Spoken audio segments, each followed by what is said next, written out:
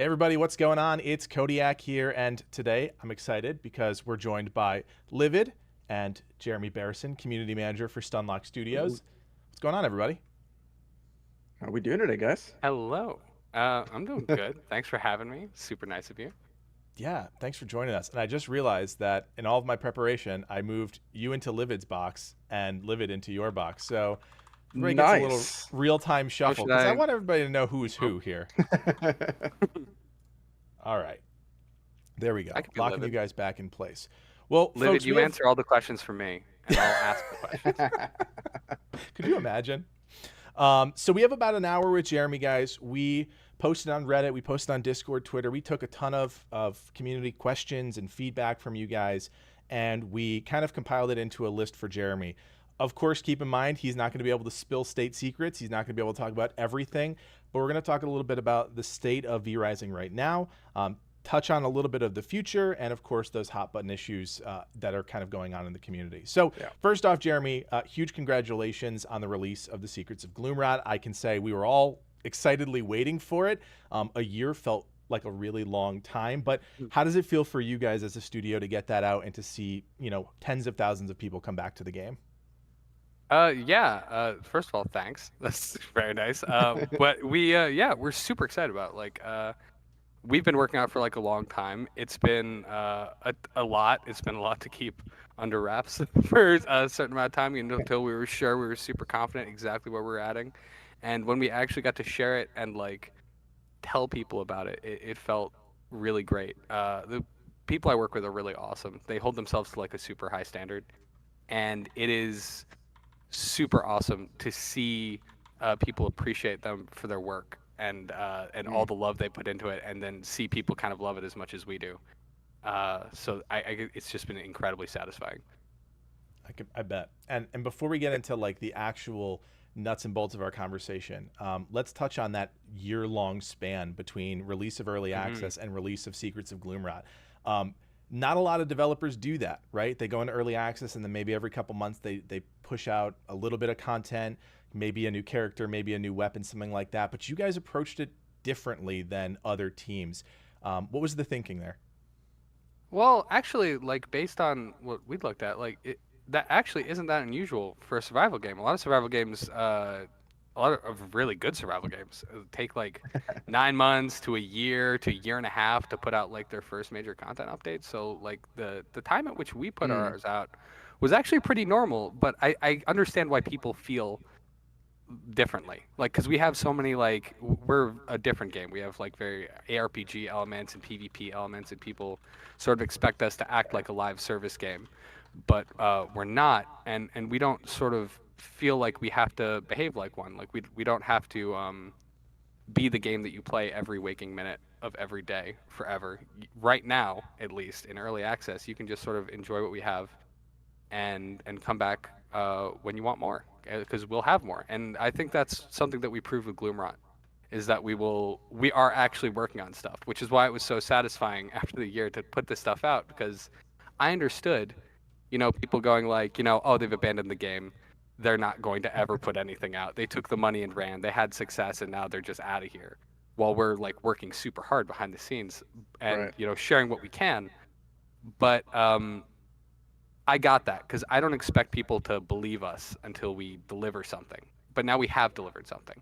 So I will feel a little bit worse when people are like, oh, they're taking the money and running because And it we've was proven we're fantastic so working on far. it, man. Oh, thank you so much. Yeah, this update was stellar. It was very clear how much passion that you guys have on the team there for the game. Thanks. That actually really does mean a lot. I hope some of the devs are watching. They could hear that. Well, and really, when Livid and I are approaching this as content creators, we see, we look at the concurrent player count, especially for a PC only game, and we're like, okay, some of these updates bring back a small, group of players, couple thousand, Mhm. something like that. You guys managed to pop back up to, I think the peak was 77,000 concurrent players. Like, that's a big Yeah. number It's for a an big jump. update that isn't even the 1.0 launch update. Like, that's got to feel Yeah. good. Yeah, it's over 50% of our Yeah. launch numbers, which is from what we were like what we had done in like our research unheard of is actually incredible. So we're super happy with that. And I think our approach was successful in that way. We were viewing it as we want to give people something to come back for. Like it needs to be a very significant update. And also because we had to wipe progress between saves, we wanted it to feel worth it. Like we didn't want to be like, we're wiping the save. Here's 2 new weapons, 2 new bosses, and now there's like spiders in Farbane. Like we want it to be like a huge overhaul that goes like, okay, I understand why I couldn't keep my old save. This is a completely different game. And while we were saying that, people didn't believe it until they got it, and now they're like, oh, okay, I get it now. So that feels good. One of the coolest things was just seeing how you guys really fundamentally changed every stage of progression, basically. Not just like, oh, it's all at the end or it's all put in the middle. There was like, you know, Farbane, Dunley, every single zone had something new to it, which was really nice and refreshing. Yeah, that's it's kind of what this update was about. We're kind of trying to flesh out the game on the way to end game. Like we wanted to fill the content up and add in like layer systems on and make it like a more fleshed out journey. Because like you could sort of feel it in Farbane. Like Farbane was an area we had developed more than like the later areas. So we've had more opportunities now to iterate more on like the later part of Dunley, iterate more on Silverlight, iterate more on Cursed Forest, and then in something we haven't ever been able to do before is spend a lot of time focusing on one zone. Like we spent much more time on Gloomrot than we had because we were developing all the other areas at the same time, and then Gloomrot all at once. Obviously while working on the other areas still, but not in the same way. So this is a lot of experiments for us in what we're able to develop and how long. Thank you. But yeah, I was super satisfied with the results. Very happy. I want to take us, I'm going off script for a second. I want to take us all the way back to the early access launch. I mean, huge numbers obviously your studio had a track record. It wasn't a super deep track record, but it was a track record of games. But the concurrent player base, just the initial hype around this game, major streamers, major content creators, massive community. Did that change the trajectory at all? Did that change plans? Did you guys go back to the war room and were like, what the heck? These numbers are so different than we were talking about. What are we going to do differently now? Well, I mean, of course, right? Because you don't expect to have the sort of like resources that comes with, you know? So we were able to really reevaluate like what we could do going forward.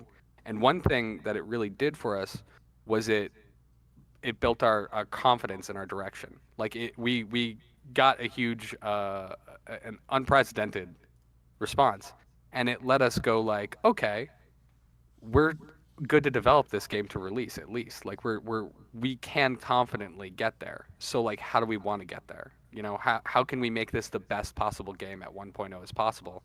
And what does it look like when we keep developing beyond that? Because we do plan to do that. Because this is a game that it has so much room to expand in like every direction. Yep. It really let us sort of like solidified our path, and also let us do some things that we didn't think we'd be able to do.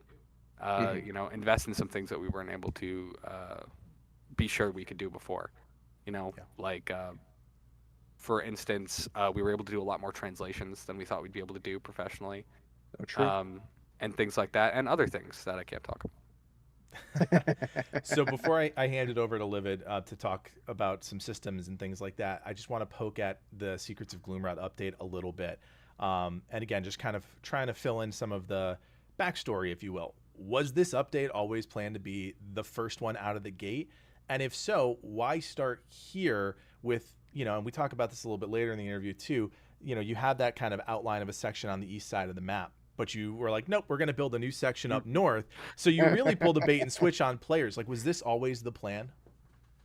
I mean, always, I guess, depends on when you start.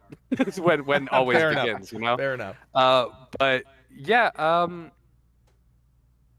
not really. Like we were, you know, we were looking at options where we felt inspired, and you know, we had different ways we could go, and we just liked our ideas for Gloomrot right now better. We were more inspired by it. We had more ideas for it, and we have, you know, ideas for other sections of the game. But this is where we kind of felt pulled. This is where we felt like we felt inspired. So yeah, that's the direction we went. We went there because we thought it would be better, and I think we're pretty happy with our That's decision fair. right now. Yeah. That's fair. Um, That's fair. yeah. Now, I have to imagine one of the biggest challenges for you guys as developers that on a game like this is it's balancing not only the wants and desires of PvE players versus those of PvP players, right? So if we focus on PvE here for a second, because I do think there's a large base of players that enjoy that side of the game. I think there might even be overwhelmingly more that enjoy the PvE side of things. Not sure yet. Yeah, I don't know where the numbers really fall on that, but it does seem that way based on a lot of the comments and stuff that we do get. So one of the things teased ahead of launch of the Secrets of Gloomrot were dynamic events. And I'm talking specifically about the roaming caravans. And I think Cody has an image that he Yes. could pull up and show here. But it would seem we thought that those might have been coming, but they didn't show up in this update. We didn't know what, if they're coming. So are you able to talk about some of the ideas that the team has floated to make Vardaran feel more dynamic and alive? Because there's a lot of Yeah. static elements right now, right? Yeah, sure. There's a lot of ideas we've had floating around. Caravans is like a really popular one. It's one we've been talking about for forever. And people have suggested a billion times. I mean, it just sounds like a cool idea, right?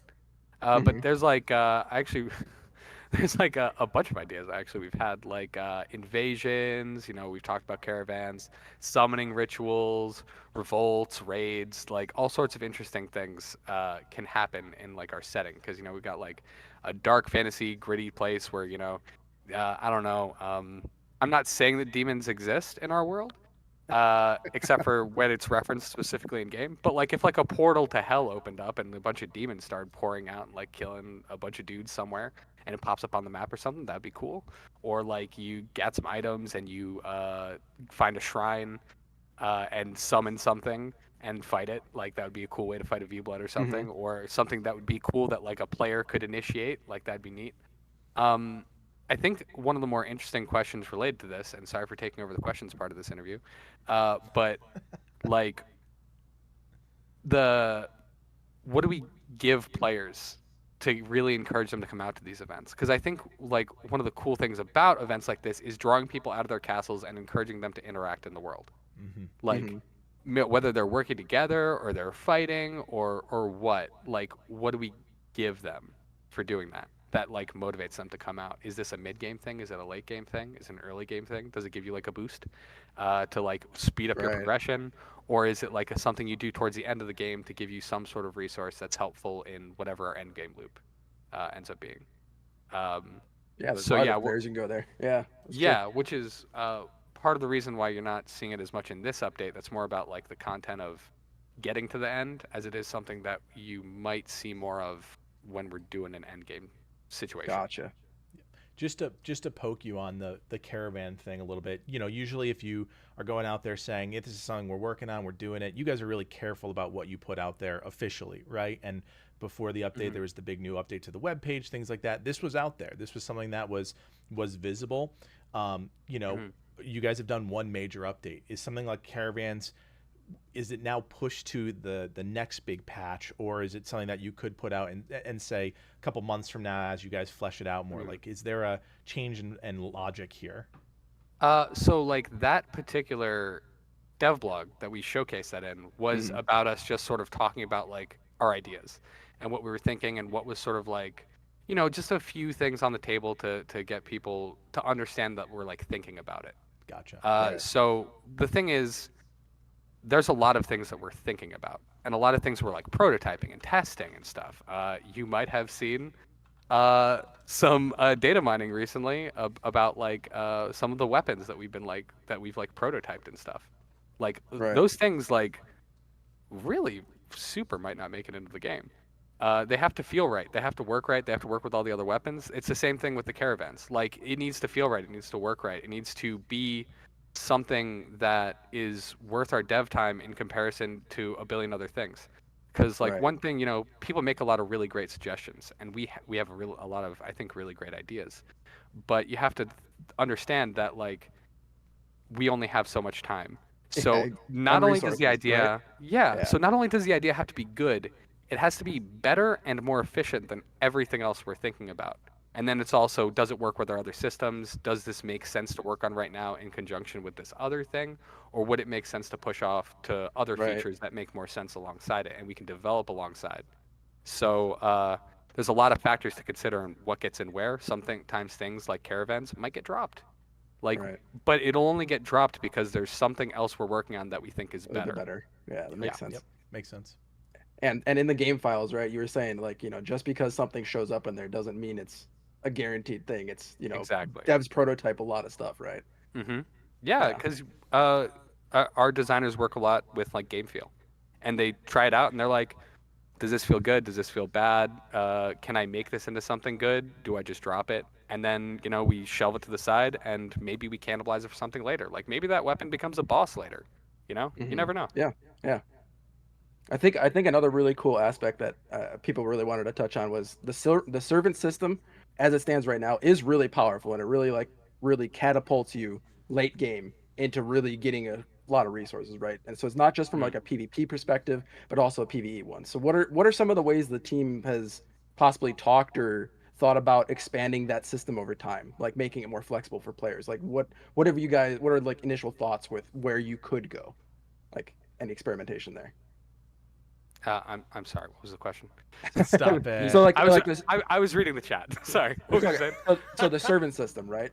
So it's already in a really good spot right now from a sense of like base defense and getting resources for the end game. So there's a lot of good aspects, both PvE and PvP, that people can utilize there. But what are some other areas that the developers have thought the servant system can be possibly applied to in the future? Like what are Yeah. some avenues?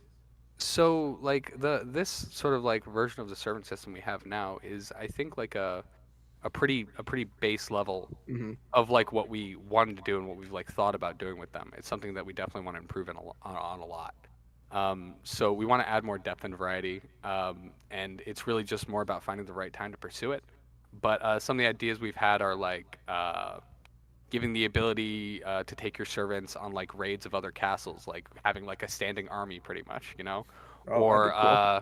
with like territory, something we talked about. I think we talked about this in the dev blog, like the idea of having like servant missions to like invade someone else's castle in terms of like, I don't know, like stealing their technology or like stealing some of their loot or like mapping out their castle for you or something. Like Oh, there's a that'd be That's really a cool cool. idea. I there's like a that lot instead of of the current fog of war system. Yeah, that'd be nice. Yeah, but that's like a great example of like in like Gloomrot, us adding these base systems that can work well together. Like before Mhm. territories, there was really no way for us to, or like no real simple way for us to identify like what area is a Right. targetable area that we could send servants to or something, right? So like these systems that we're working on are building a base for like later systems.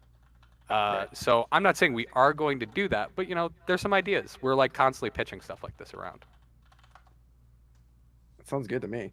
So for players who want a PvE experience, right, but they're okay with some friendly PvP, has there been Mhm. any sort of talk of like a flagging system or an optional PvP mechanism that players can take advantage of on PvE servers to like kind of give people more, Yeah. more variety of things to do, like that are not Yeah, detrimental totally. to the experience? Yeah, that's actually something we've really wanted to do, and we've been sort of waiting for the opportunity to, when we're like focusing more on PvP, to like include systems like this, like a dueling system, or making use of that arena, and just like giving players an opportunity to like fight and die and test stuff in a Right. way that doesn't like hurt their gear or punish them in like a significant way.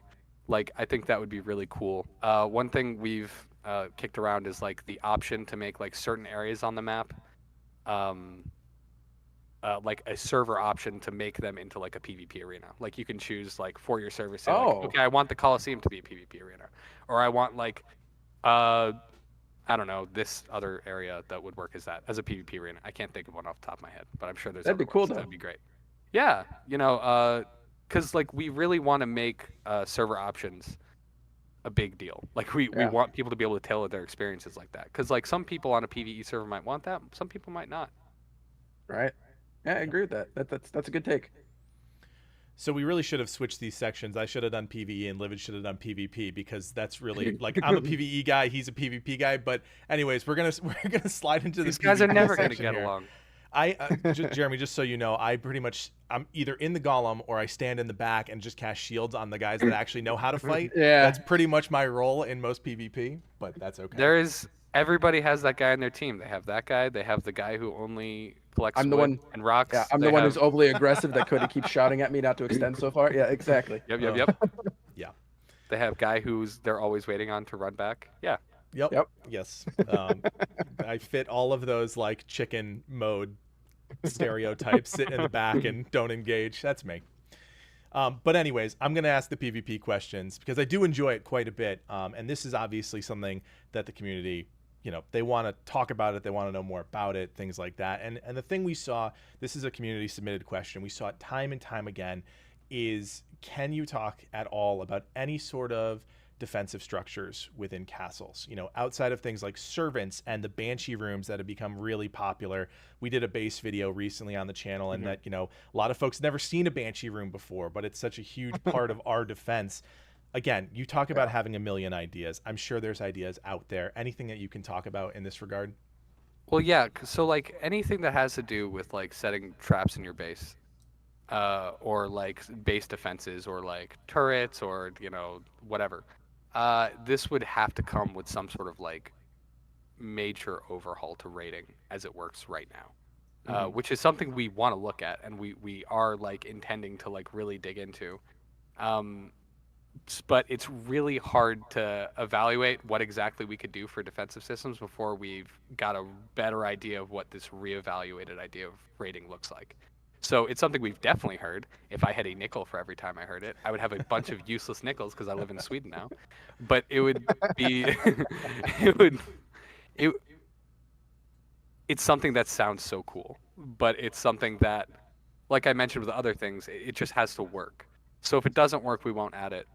If it does work and it feels like a good use of our time, like if the purpose of them isn't fulfilled by other things we come up with, then we'll do them. If not, we won't. It's Gotcha. part of the process. Sure. I'm going to skip over the next question then because it's pretty much in the same vein, and we're going to go right to like the pain points part of rating and re-looking at that system. I know you and Livid have had conversations about this in DMs and such. I mean, you're watching servers, you know what's going on. One of the biggest issues we see it on our server right now is teaming. It's happening all the time where 4 players are now up, they're defending and they're up against 12 players. It's so unbalanced in that regard, and we've seen a lot of turnover already on our server because of that issue with no real solution in sight. I have to imagine that's top of mind for you guys as part of looking at the rating system. Any ideas as to how to combat that? Well, so it is a tough question because it's something that like we have seen in pretty much any game that has like a bunch of people on a server, and it's like the numbers question, like the zerging. Like this is something that any sort of PvP game with a bunch of people experiences. And I haven't seen a lot of great answers to that question yet. But to us, when we're looking at it, it's making us wonder, like, how do we address it? Do we address it by trying to force people to play in a different way, like by creating systems that force them to play in the way that we want them to play? Because that is kind of a little bit counter to the way that we design in general. Like it's kind of hard to force people, especially really competitive people, to play exactly how you want them to. They will always find a way to play the way that they want to do. Sure. So maybe it's more of a question of how do we make this fun for the people who are defending? How do we create systems that allow them to fight back properly? How do we make it like an easier or more fun situation to deal with for the people who are suffering for it and make them not want to quit if they're being outnumbered? So there's a lot of things to consider with this, and obviously this is something that's going to be like top of our mind when we're, looking at PvP and looking at rating and trying to like solve these issues. Yeah, it's a problem without a clear solution. But one thing that we've experienced in other games, and again, this is another. I think this is probably a smaller issue on that scale. But I'm curious to know if the developers, you and the team, purposely omitted this or purposely made this decision, talking about leaving clans, rapidly leaving clans, moving around. We saw that a lot on our server recently, which was kind of weird. some games implement a cooldown system, right? You leave your clan and you've got a 24-hour grace period. Have you guys talked about that at all? Was that a purposeful omission? I would say it's something that we aren't really sure how much of a problem it is. And if something isn't like a huge issue, we don't want to put restrictions on players in that way, because you're always going to sort of, there's going to be a bunch of people who catch stray shots when you put restrictions like that, right? Like there's going to be a bunch of people who want to leave their clan and join another clan for a completely like innocent reason. And then they're going to be like stuck on cooldown. It's going to feel really bad for them. So it's more of a, how much of an issue is this, and is it worth the stray shots that people are gonna take? Is there a way that we can address that without causing that frustration? So yeah, it's another thing to think about. I think, because the mitigation you get from not having to worry about like hitting someone that's in your clan is a pretty big deal. So yeah, it's definitely something to worry about. It's something to be concerned about, but it's measuring that, like, how much is that a problem versus how much will it hurt people if we actually address it.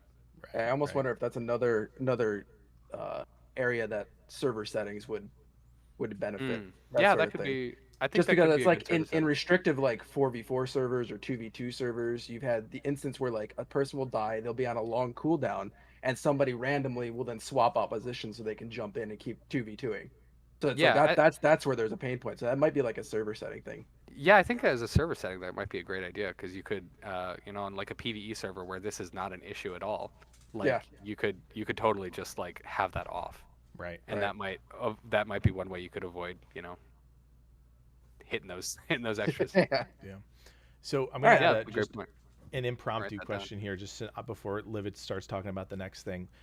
When you're looking at system revamps or something like this, if you wanted to relook at the rating system as a whole, how does that stack up in terms of, and this is really more of a question about game development, how does that stack up in your priority list, right? Like adding multiple tiers of castles, or multiple layers to your castle, was a major system overhaul on top of a major content update with Gloomrot. So looking at kind of the landscape of the game right now, how does something like rating and fixing PvP problems stack up to new content, the next new content update, and like how does the philosophy kind of rally behind that? That's kind of tough to say. Like, how does it stack up in comparison to like a major? Because apples and oranges, right? The thing is, like, a lot of people really love the PvP in this game, and I think it is a significant portion of our community that is super into it. So, and is super into rating as it is right now, even though we on the team think that it needs massive improvements and we need to like really work on it. And we want to make it into something that sort of fits the fantasy of like, the castle raid, and is a satisfying thing that you can keep doing, and will like fulfill that fantasy of not just like the immersion fantasy of like being a cool vampire doing cool stuff, but like what you imagine as the player when you're like playing, like what do I want a raid to feel like. So I think it's pretty important. I think it stacks up like pretty high. It's just unfortunately not something we addressed this patch. But are looking at very seriously for the future. I think everybody in the PvE community can respect that sort of answer, that you guys are acknowledging it too. So I think that's good. I hope so. But if they don't, I get it.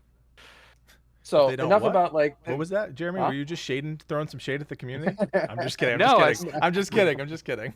I said the exact opposite. I said, if they don't, I get it. If it's important to you and you want to be mad at me, that I totally understand. You're a hard guy to get mad at. You're so even keeled. You're just like, yeah, man, we're doing our best. Like, we got this. It's true. I'm just telling you what's happening, man. It's cool.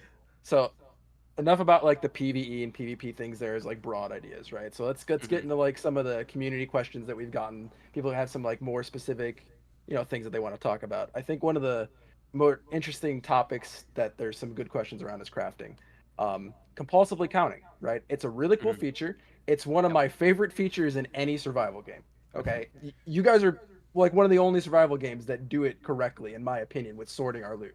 Right? It just makes it like a pain-free process most of the time, right? So it's something that everybody loves, I think, across the community. What are your thoughts on making the system even better? By like, say, allowing players to compulsively count in an AoE, or dumping resources into multiple chests without ever having to open them individually, or stations pulling from those sort of things. Like, what are there any ideas that you guys are toying around with improving that system? Compulsively counting in an AOE is an interesting one, but this has been like a pretty commonly asked suggestion. I've seen this all over the place. Mm-hmm. Um, but one thing that kind of concerns us about the specifically like the being able to craft from chests is that we're kind of worried it takes out the sort of organization mini game that comes with survival games. I know like not everybody likes it, but it feels like an important staple of it, and there's a certain satisfaction to going in and having all your stuff clean and like in important places so you know where to go get stuff, and you have chests set up where you want them to like set up with your like personal workflow of like how you grab stuff and then put them together. Like there is a certain satisfaction that comes with that, and a lot of people do actually really like it. And also Yeah, we like Cody loves it, right? I mean, I'm a base guy by build. I will say, it sounds like this is a conscious decision. It wasn't like an Yeah. omission of Yeah. technical thing. It sounds like you guys Right. wanted the mini game to be present. Yeah, absolutely. It just like it sounds really unappealing to like when you're thinking about playing this game to being able to walk in and you have just a bunch of unnamed random chests in your room, and you just go in and one by one you just dump all of your crap into each chest, without even thinking about like where you're putting them, and then you go to your crafting station. You just like give me my materials from whatever chest I dumped it in. Like it feels pretty uncool. Like it feels like mindless and kind of boring. So we want it to be like a conscious thing you do, and you can be proud of. I'm gonna push back on that just a touch. I'm gonna be a Go little for it. confrontational, but not really. Hit me, dude. You know, as you update the game, though, you're gonna be adding more things, right? Gloomrot introduced X amount of new resources, which you have to Sure. factor into your base management. You know, you have more crafting stations, more chests that need to support the new resources that you put into the game. So you talk about something that's mindless and not necessarily fun. There's a line there, right, that you have to be conscious of Yeah, absolutely. crossing, because there's still only one Yeah. of you, but now there's exponentially more things within the base management minigame. Oh, for sure. And the thing is, like, that is also something we're conscious of when we're adding more stuff, right? Like, in the future, when we add, like, more things to the base, we're going to be thinking about, like, is this too many things to organize? Like, are we adding too much? Is there a point in the progression where maybe we should combine some things? You know? Or Right. is there a way we can make this easier in other ways without eliminating the whole minigame thing of it? So that's something we could also approach in other ways without, like, completely changing the way you, like, organize stuff in your base. For sure. That's fair. I think along the same lines, right? There's a quality of life feature that does seem to be missing from the game, and I personally experience this as a pain point. Cody does. This one I know kills me, hundreds of man. other people do. The ability to split stacks by a specific number or take a single item from a stack. Okay, I will say Is that and coming? I'm looking to connect with you as a person here. Oh no, I we're getting deep. I want this so bad as well. Today I'm sitting in my base and I'm just like splitting like, okay, I need 25 of these. Oh God. Splits. I got to do math. Like it's it's Those like prime how can numbers I that most kill you. efficiently split these things? All right, if I split this one, I'll get 3, which will at least make it into an odd number. Like I feel you. This is something that we do want to add. It's a good quality of life feature. I don't know why we haven't added it yet. Maybe it's just one of those things that just hasn't hit the top of the stack in like our list of priorities yet. But yeah, Just it is tell us, something we is it want on to a add. list somewhere to get done? Oh, dude, it is absolutely on the list. Okay. You should see our Jira. There's a lot of things on that list, and that is in there. I promise. All right. That's good to know. And then also along the same lines of crafting, so gear is your like main form of progression, right, in this game. And but in I think a lot of people's opinion, in our opinion, it doesn't have a real identity yet in the game, right? Especially after this update where now spell jewels like massively are like it's that whole system is so deep now. Like it's you could spend hours just trying to get the thing that you want to do, right? Are there Yeah. any plans to really do an overhaul to the gear system, not just from like a vertical progression sense, but from a more horizontal progression sense, like armor sets that incorporate with builds, like different stats in the same tier, right? Are there areas that you guys are looking into there? Sort of. Like, it's something we've thought about. Like, we've thought about the idea of having like different tier sets, like at different levels. With like, this is the knight set, and this is the swordsman set, and this is the Mm-hmm. mage set. You know, we've thought about doing that. Ultimately, we found it's just less satisfying than just giving you a bunch of options, like with spell jewels and stuff like that. Um, so we're interested in like changing the player experience with itemization. Like, we are working on different ways to like improve on items and do like different things with equipment. Um, Maybe, probably not in like the different sets of armor direction, because it's also just very expensive dev time wise. Like animations, sets, every tier needs like now we have to have 3 times the amount of gear, whereas we could Gotcha. spend that time like maybe working on like other cool cosmetic stuff, you know, Mm-hmm. um, instead of tying it necessarily to those systems. But yeah, we are looking to make improvements in that area. I think jewels and like legendary weapons and stuff like that is like a step in the right direction, but we're also For looking at other sure. ways we can improve on that. Yeah. Cool.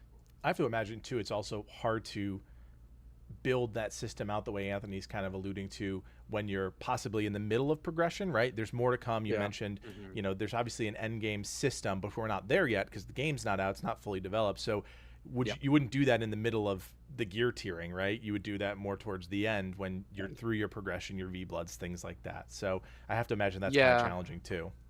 Well, and then that on top of that, that makes it a little awkward too, right? Especially in like PvP. Like you Yeah. don't want necessarily the end game stuff to be so much better and more diverse than the early game stuff, because those end game players are still fighting those early game Exactly. players Right. sometimes, Right. and you don't want to make that gap even more painful. Like you want uh, people to be able to like work their way up through the progression without feeling so outclassed.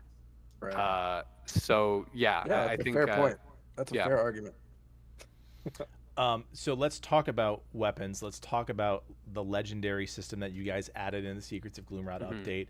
I think we all agree it's a really cool system. It's a nice feature, but speaking as PvP players, there's one glaring thing that's missing that's really frustrating, and it is any sort of visual enhancements that let us know, hey, I'm fighting Jeremy. He's using a legendary weapon that's got condemn on it, right? And I know in my mind Yeah. I can adjust for that. I have to imagine it's a resource thing. You can only do so much with however much time you have. Have you guys thought about adding something like that in the future? Yeah, I mean, we have thought about that, and I've actually seen the suggestion around a little bit recently. One thing is like the way weapons can be swapped around so easily, and so like fluidly. Players could very easily hide this information from you anyway, like if they really wanted to. And by the time you found out, it would be like when they're hitting you with it. So at that point, like you really wouldn't get much of a heads up on it, though the possibility, like I see kind of wanting that. It just that particular solution seems like it doesn't quite do what we'd be wanting it to do. But it is still a possible option. You know, just because it's imperfect doesn't mean we shouldn't do it, right? Right. So you know, it's something we're considering.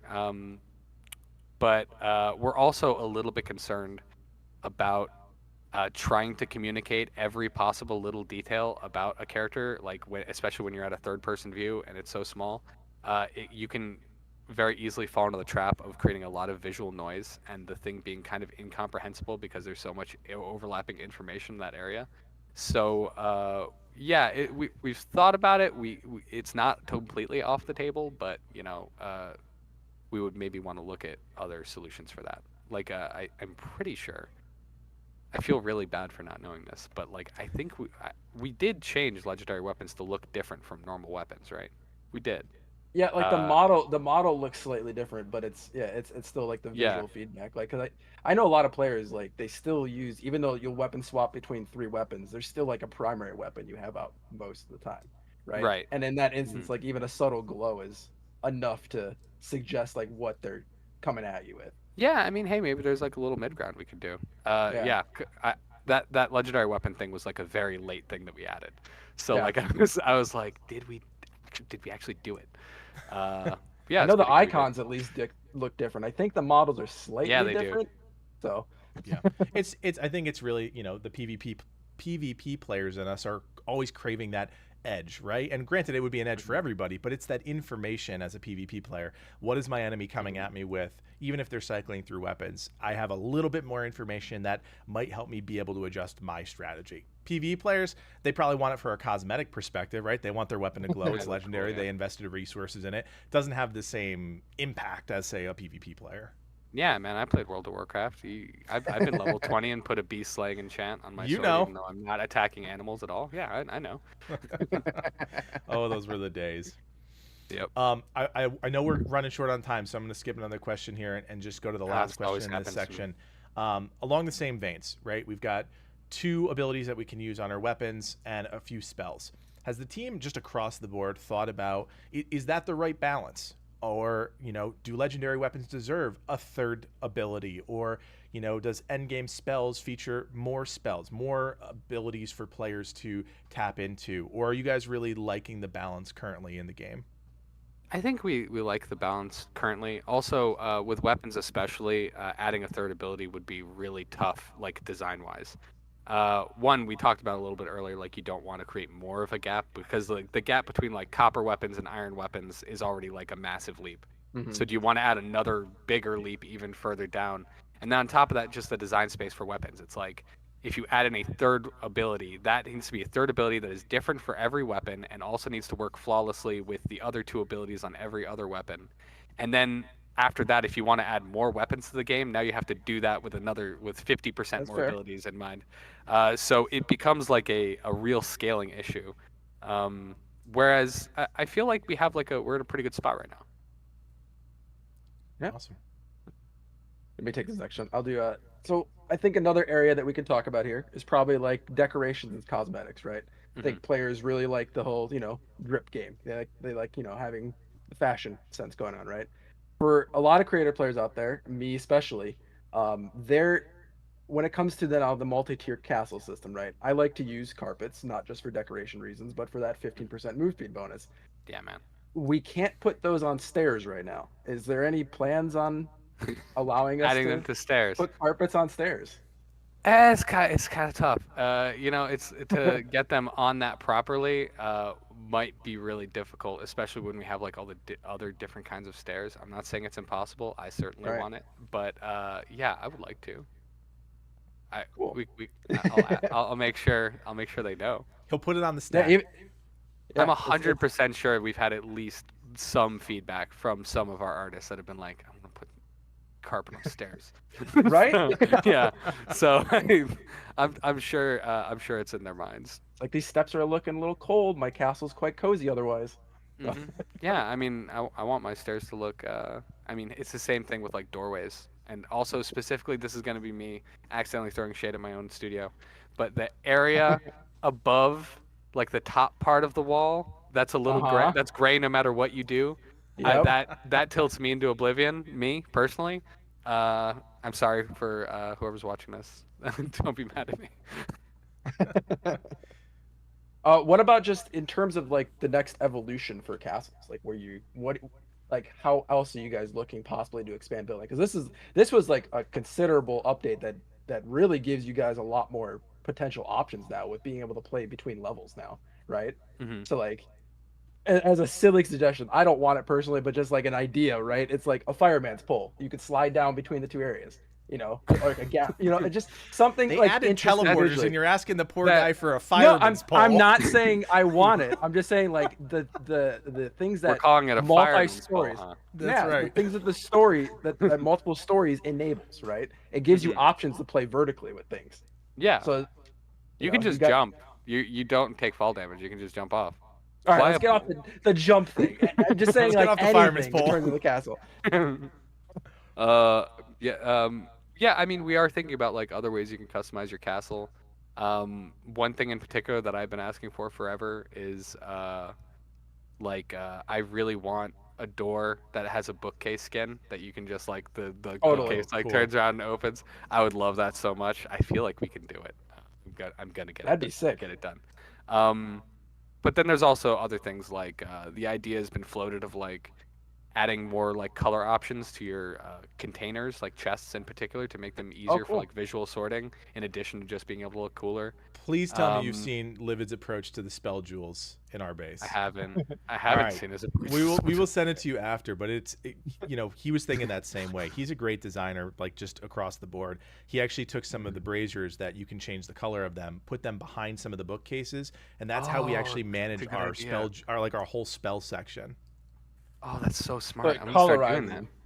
Yeah, that's genius. Oh my god. So like in that same vein, like have you guys thought about dyes at all for like armor, for for Yeah, we've cosmetics, thought or- about it. There's like, that's like a thing that would be like a whole system, right? It would require like quite a bit of like technical features and stuff. Yeah, like texture mapping and So- stuff for those specific things. Yeah. Yeah, but it'd be cool because this is something that we're kind of a little late to the game in trying to explore. One, because it just hasn't been a priority yet. There's so many other things to work on, and we just haven't worked on like armor cosmetic systems. Right. And we'd want to, like I mentioned earlier, like does this make sense, and also does it make sense to work on right now in conjunction with the other stuff we're working on, right? Yeah. So if we were to do that, it would be quite cool. It would be quite awesome. But it would have to come with all the things like how do you acquire dyes, and like what sort of systems are involved with that? What sort of like crafting stations, and like how would you like go about doing this? What's the dye V blood that you fight? Would it be Beatrice? Probably. Like That's true. Yeah, so that would be super cool, and I think we would like to do it, but it's a big system to tackle. So we'd have to put some serious time into it, and that makes it harder to do right now. Right. for sure. That makes sense. All right, so we've But got I about 10-ish minutes left. We're going to widen our scope a bit, talk big picture, and hopefully get you, not to spill state secrets, but talk a little bit more about vision here. Okay, So cool. obviously, and we touched on it before, one thing we noticed right at the beginning of early access was the zone on the right side of the map. We thought you guys were going there next. We thought that was going to be what was coming in this first update. You guys pulled a bait and switch. You went to Gloomrot. So just, if you can, talk a little bit about that zone, what you guys maybe are thinking, or some ideas you've been playing around with, and just anything that's on your mind, so the community kind of has an idea of what you guys were thinking there. Can I just say, like, how funny would it be if we add another zone and it's also not that zone? What if That you would be never s- actually? I'm not did saying that you zone? shouldn't do that. I'm totally for that. If we like have you go to another continent and then you like, we add another zone on the left side of the map, or we add another zone on the right side of the map that's on the other side of that area, and we just like keep making zones around it, and Around we never it. actually go there. That'd Honestly, be so funny. Pull the World of Warcraft. You change worlds. You're all of a sudden on a different planet. You Yeah, we still just haven't go to- developed the zone. We just go to like, I'm blanking on the name. Whatever they call the world in Lord of the Rings. Like we just go to other IPs before we even go there. Yeah, that'd Middle be Earth, super yeah. funny. But yeah, no, I said all of that so I could say this. I can't tell you anything about that. That's a secret. Okay, fair enough. Suckers. That was a long-winded way of shutting us down and saying nothing. Yep. I like Fair to have enough. fun with it. 90% of the fun of my job is teasing people. Can you at least talk to me a little bit about, you said you weren't inspired by this zone, or you felt more inspired by Gloomrot. In the natural sense of development, you literally left a dotted line around this zone. So clearly there's a plan here, but you're just not feeling that passionately about it. Is that kind of right? I mean, actually, I was talking to people today about this zone, about like sort of ideas and things people want to do for it. Obviously, that doesn't mean it's getting done. It might not even get done in that way, but we're Right. talking about it. We're thinking about it. The sort of cool things and the themes that we can do with it. Yeah, fair enough. Yeah. All right, so Yeah, you're this is a clearly very not going early to spill the beans on that one. That's fine. No, I'm not fine. going to tell you. We're 51 minutes in, and that's the first hard no we've gotten, so we'll take it. So let's just pivot. And this update really proved that the team is unafraid to reinvent major parts of the game. You do not see that very often with developers. It's impressive, right? Multi-tiered castles are a great example of this. There are other major systems in the game. We've talked about a few of them. Obviously you couldn't tackle everything in the Secrets of Gloomrot. Maybe from Jeremy's perspective, and also maybe the studio at large, what are some of those systems that you would really want to dive into, and then maybe what are some of the systems the team as a whole is thinking about tackling next? Yeah, that is a huge question.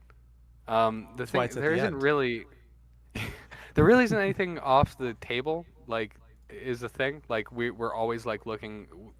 Nothing we put out is like this is the absolute our vision of what we want to do, except maybe the multi-story castles. That's really cool.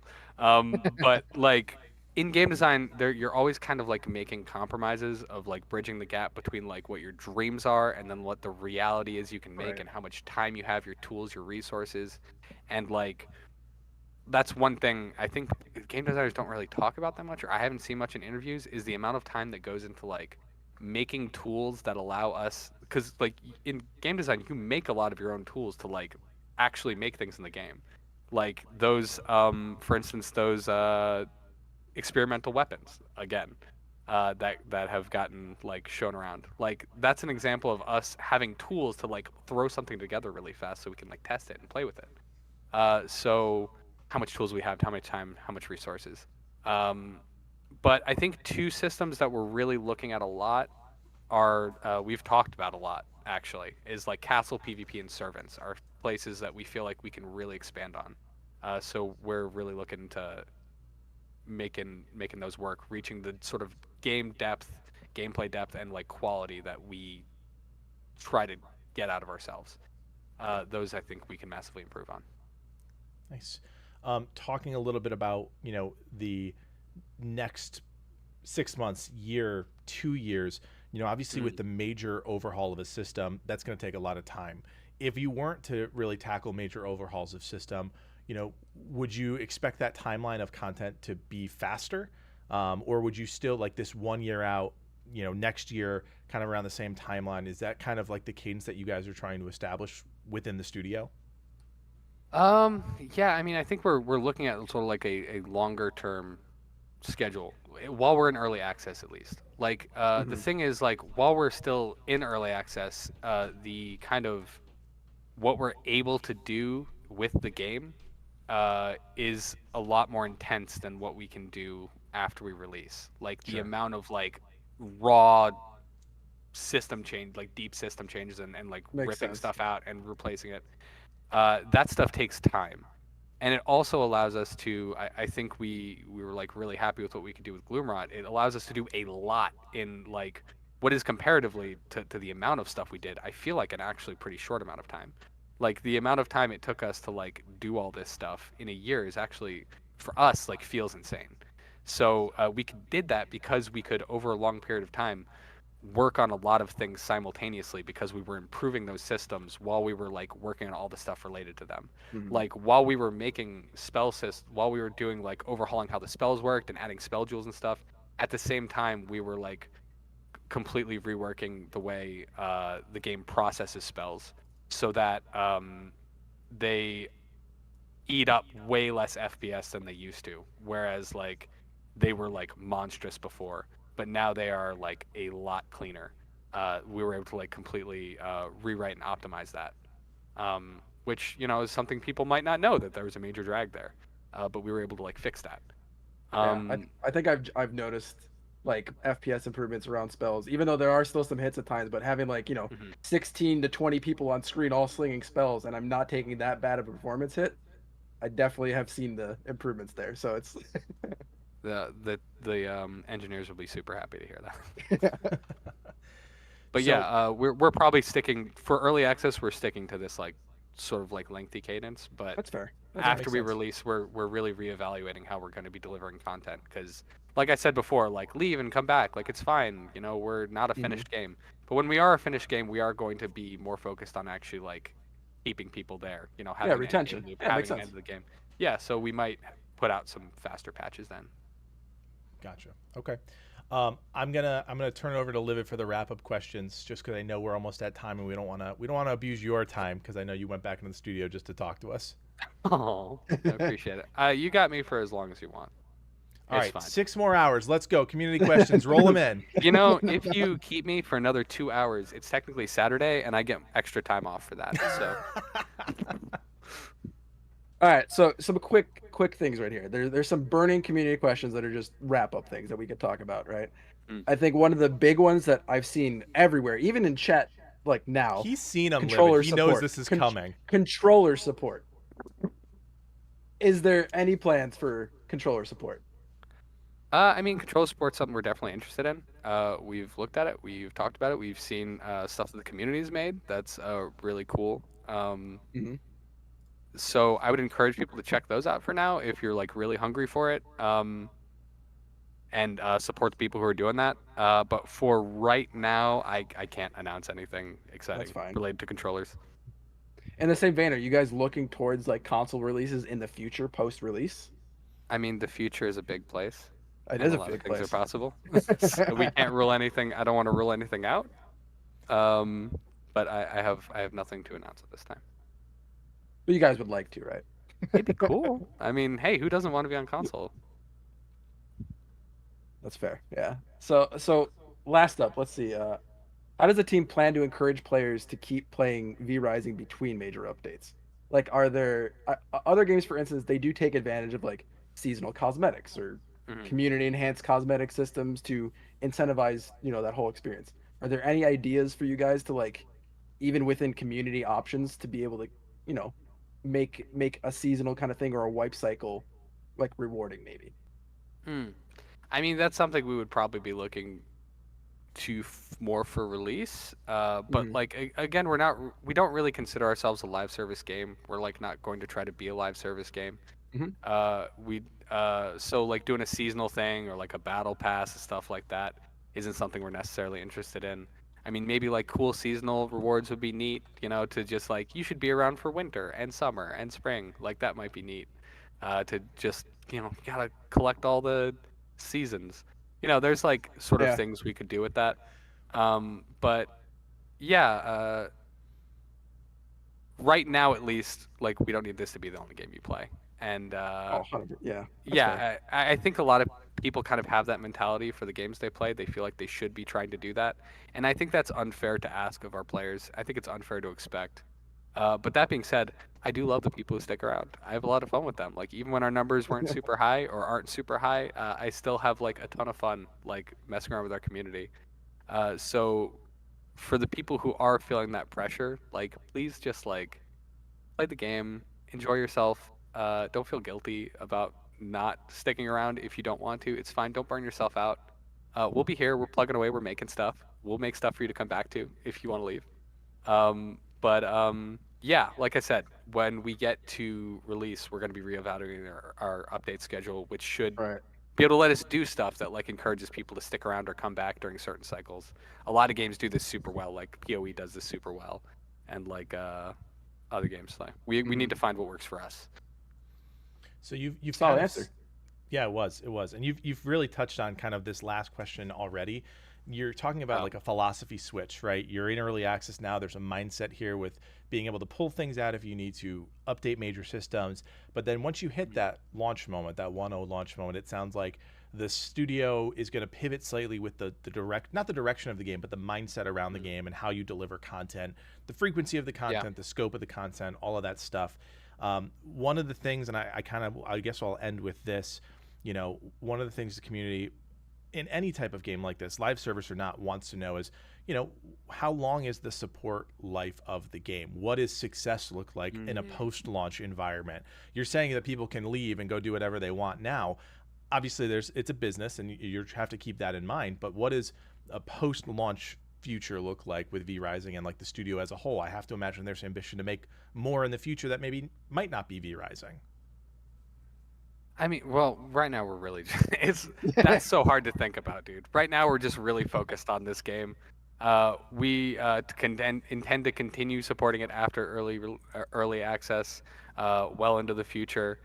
We're just all about our vampire stuff right now. Cool. So, you never know, I guess, but I don't know, we're really happy with where we're at, and we're really focused on this. I'm not really thinking about what else we're gonna do.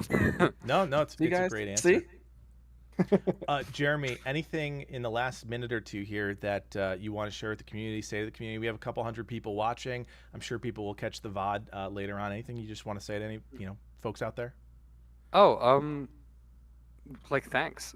We all these people came back and all these people like love our game. It's like really overwhelming and really cool.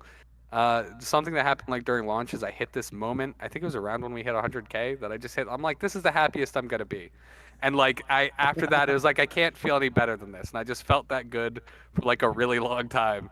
And I kind of felt that again when people came back. And like people remembered us well and really like appreciate all the work we've been doing. It's just really awesome. So thank you guys so much. I really appreciate it.